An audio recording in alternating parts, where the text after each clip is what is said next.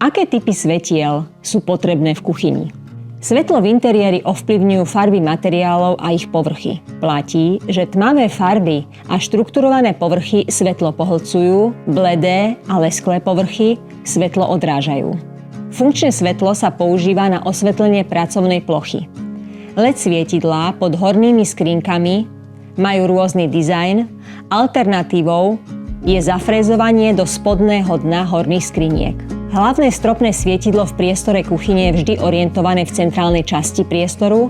Musíme pamätať na dostatočnú intenzitu a jas tohto svetla. Doplnkové respektíve dekoratívne svetlá sa umiestňujú nad ostrov, raňajkový pult alebo stôl. Trendom sú závesné svietidlá alebo solnobodové svetlá na posuvnej kolajnici. Nie len druh svetla, intenzita, ale aj farba je dôležitá. Trendom je používanie farby denná biela, ktorá sa pohybuje v rozmedzi 4200 až 5500 kelvinov.